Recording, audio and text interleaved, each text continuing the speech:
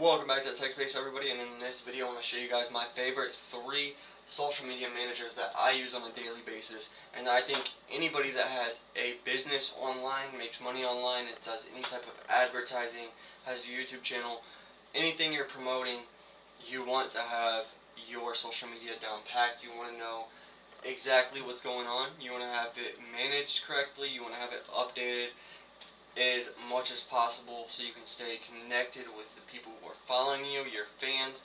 So these are my favorite 3 social media managers of 2018.